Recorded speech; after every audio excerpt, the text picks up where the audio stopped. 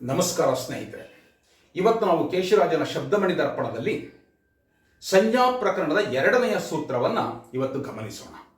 ಹಿಂದಿನ ಸಂಚಿಕೆಯಲ್ಲಿ ನಾನು ಕೇಶಿರಾಜನು 1ನೆಯ ಸೂತ್ರದಲ್ಲಿ ಹೇಳಿರ್ತಕ್ಕಂಥ ವಿಚಾರವನ್ನು ತಿಳಿಸುತ್ತಾ, ಯಾವುದೇ ಒಂದು ಭಾಷೆಯ ವೈಯಾಕರಣಿ ಆ ಭಾಷೆಯ ಶಬ್ದಶಾಸ್ತ್ರವನ್ನು ಕುರಿತು ಹೇಳುವಾಗ, ಅಂದರೆ ವ್ಯಾಕರಣ ಗ್ರಂಥವನ್ನು ಬರೆಯುವಾಗ ಮೊದಲು ಅಕ್ಷರಗಳನ್ನು ಕುರಿತು ತಿಳಿಸಿಕೊಡಬೇಕಾಗುತ್ತದೆ. ಪ್ರತಿಯೊಂದು ಭಾಷೆಯಲ್ಲೂ ಅಕ್ಷರಗಳ ಅಂದರೆ ಧ್ವನಿಮಗಳ ಒಂದು ವ್ಯವಸ್ಥೆ ಇರುತ್ತದೆ, ಅನುಕ್ರಮವಾಗಿ ಆ ಅಕ್ಷರಗಳು ಇರುತ್ತವೆ ಎಂಬುದನ್ನು ಕೇಶಿರಾಜ ತಿಳಿಸಿಕೊಟ್ಟಿದ್ದ. ಇವತ್ತು 2ನೆಯ ಸೂತ್ರದಲ್ಲಿ ಏನು ಹೇಳ್ತಾ ಇದ್ದಾನೆ, ಯಾವ ರೂಪದಲ್ಲಿರುವಂತಹವುಗಳನ್ನು ನಾವು ಅಕ್ಷರಗಳು ಎಂದು ಕರೆಯಬೇಕು, ಒಂದು ಭಾಷೆಯಲ್ಲಿ ಬರ್ತಕ್ಕಂಥ ಎಲ್ಲವೂ ಅಕ್ಷರಗಳಾಗುತ್ತವೆಯೇ, ಅದನ್ನು ಈ ಸೂತ್ರದಲ್ಲಿ ಕೇಶಿರಾಜ ವಿವರಿಸಿದ್ದಾನೆ. ನಾನು ಅದನ್ನು ಓದಿ ನಿಮಗೆ ಅದನ್ನು ವಿವರಿಸ್ತೇನೆ, ಗಮನಿಸಿ. ಅಕ್ಕರಮುಂ ವರ್ಣಮುಂ ಎಂದಕ್ಕುಂ ಶುದ್ಧ ಅಕ್ಷರಕ್ಕೆ ನಾಮಂ ಬರೆಪಂಬಕ್ಕು ಕೂನಲ್ಲಿ ಹೂ ಇದೆ, ಉಚ್ಚರಿಸಲ್ಬಾರದುವು ಅಕ್ಕರಂ ಅಲ್ತ್ ಅವು ಘನ ಸ್ವನಾದಿ ಧ್ವನಿಗಳ್. ಇದರ ಅರ್ಥ ಮೊದಲು ಪದಶಃ ಅರ್ಥ ಹೇಳ್ಬಿಡ್ತೀನಿ. ಅಕ್ಕರಮುಂ ಅಕ್ಷರವು, ವರ್ಣಮುಂ ವರ್ಣವು, ಎಂದಕ್ಕುಂ ಎಂದಾಗುತ್ತವೆ, ಶುದ್ಧ ಅಕ್ಷರಕ್ಕೆ ನಾಮಂ ಶುದ್ಧವಾದ ಅಕ್ಷರಕ್ಕೆ ಆ ಹೆಸರು ಒಪ್ಪುತ್ತದೆ.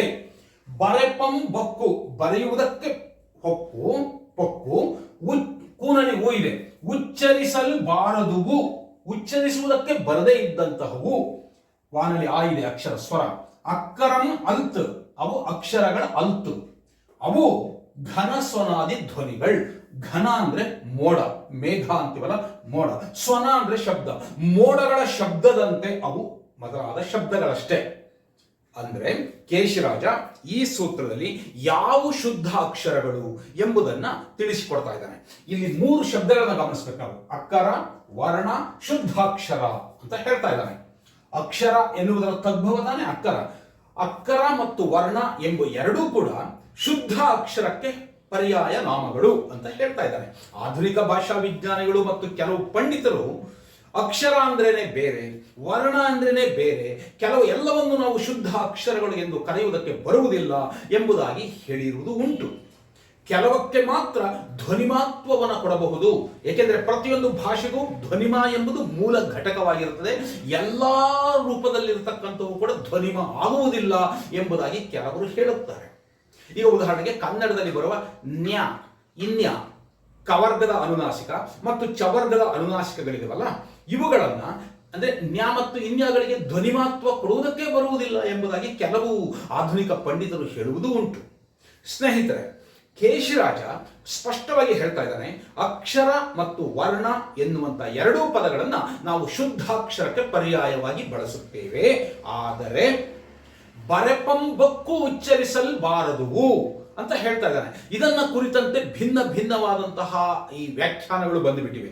ಬರೆಯುವುದಕ್ಕೆ ಬಂದು ಉಚ್ಚರಿಸುವುದಕ್ಕೆ ಬರದೇ ಇದ್ದಂತಹವುಗಳನ್ನ ನಾವು ಅಕ್ಷರಗಳು ಎಂದು ಕರೆಯಲಾಗುವುದಿಲ್ಲ ಅಂತ ಹೇಳಿದ್ದಾನೆ ಕೇಶಿರಾಜ ಅಂತ ಹೇಳ್ತಾರೆ. ಆದರೆ ಕೇಶಿರಾಜ ಇಂತಹ ಅನುಮಾನಗಳು ಬರಬಾರದು ಅಂದ್ಬಿಟ್ಟು ವೃತ್ತಿ ಅಂತ ಬರೀತಾನೆ.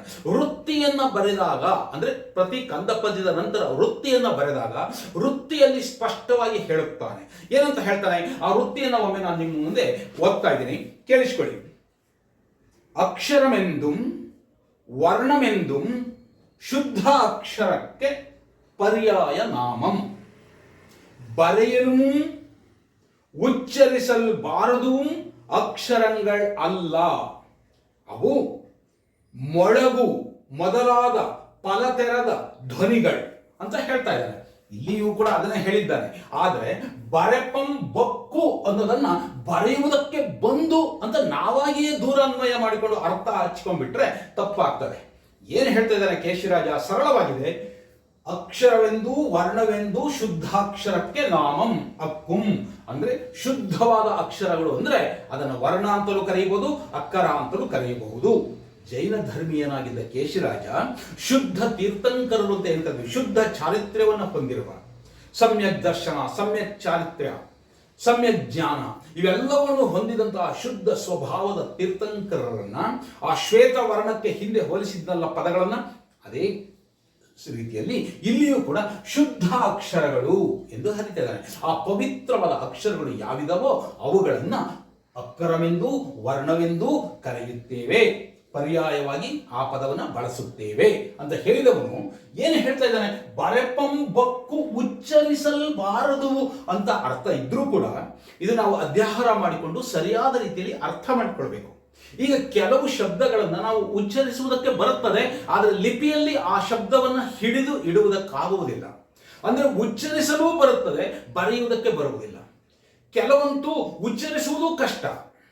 ಈಗ ನಾನು ಅನುಕರಣೆ ಮಾಡಿ ಈಗ ನಮ್ಮಲ್ಲಿ ಆಕಾಶದಲ್ಲಿ ಮೋಡ ಮೊದಲಾದ ಶಬ್ದಗಳು ಬಂದಾಗ, ಗುಡುಗು ಸಿಡಿಲುಗಳು ಬಂದಾಗ ನಾನು ಅದನ್ನು ಗುಡುಗುಡು ಎನ್ನುತ್ತಿದೆ ಎಂದು ಬಳಸಬಹುದು. ಆದರೆ ಅದು ಗು ಡು ಗು ಅಂತೀವಲ್ಲ, ಆ ಗಾಕೊಂಬು ಡು ಗು ಡಾಕೊಂಬು ಡು ಅಂತೀವಿ, ಅದು ನಾವು ಕನ್ನಡದಲ್ಲಿ ಗುಡುಗು ಅಂತ ಇದೀವಿ. ಇನ್ನೊಂದು ಭಾಷೆಯಲ್ಲಿ ಇನ್ಯಾವುದೋ ಶಬ್ದವನ್ನು ಬಳಸ್ತಾ ಇರ್ತಾರೆ, ಅದು ಡುಡು ಅಂತ ಇರೋದು ನಾವು ಅನುಕರಣೆ ಮಾಡ್ತಾ ಇದ್ದೀವಿ ಅಷ್ಟೇ. ಅದು ಯಾವುದೇ ಅಕ್ಷರಗಳಲ್ಲಿ ಅದನ್ನ ಹಿಡಿದು ಇಡುವುದಾಗುವುದಿಲ್ಲ. ಹೌದಲ್ವೇ? ಈಗ ನಾವು ಎಷ್ಟೇ ಅದನ್ನು ಅನುಕರಣೆ ಮಾಡಿದರೂ ಕೂಡ ಅದು ನಮ್ಮ ಕೃತಕ ಪ್ರಯತ್ನ ಎನಿಸುತ್ತದೆ ಅಷ್ಟೇ. ಇಂತಹವುಗಳನ್ನ ನಾವು ಅಕ್ಷರಗಳು ಎಂದು ಹೇಳಲಾಗುವುದಿಲ್ಲ. ಕೃತಕವಾಗಿ ಹೊಮ್ಮಿಸುವಂತಹ ಕೆಲವು ಶಬ್ದಗಳು ನಮ್ಮಲ್ಲಿ, ಈಗ ಉದಾಹರಣೆಗೆ ಒಬ್ಬ ಕಾಯಿಲೆಯಿಂದ ಕೆಮ್ಮುತ್ತಿರುವ ಒಬ್ಬ ರೋಗಿಯ ಕೆಮ್ಮು, ಅವನದು ಸಹಜವಾದ ಕೆಮ್ಮು, ಅದನ್ನು ನಾನು ಅನುಕರಿಸ್ತಾ ಇದ್ರೆ ಅಪ್ರಯತ್ನ ಪೂರ್ವಕವಾಗಿ ಬರ್ತಾ ಇರತಕ್ಕಂತಹ ಕೆಮ್ಮಿಗೂ ನಾನು ಸಹಜವಾಗದೆ ಕೃತಕವಾಗಿ ನಾನು ಪ್ರಯತ್ನ ಪೂರ್ವಕವಾಗಿ ಮಾಡತಕ್ಕಂಥ ಕೆಮ್ಮಿಗೂ ವ್ಯತ್ಯಾಸ ಇರ್ತದೆ. ಅದು ಕೃತಕ ಎಂದು ಗೊತ್ತಾಗುತ್ತದೆ. ಮತ್ತೊಬ್ಬರಿಗೆ ಬರುವ ತೇಗು ಅಥವಾ ನಮಗೆ ಬರತಕ್ಕಂಥ ಸೀನು, ಈ ಕೆಮ್ಮು ಸೀನು ಇವುಗಳನ್ನ ಸಹಜವಾಗಿ ಬರುವುದಕ್ಕೂ ಕೃತಕವಾಗಿ ಮಾಡುವುದಕ್ಕೂ ವ್ಯತ್ಯಾಸ ಇದೆ ಅಲ್ವೇ?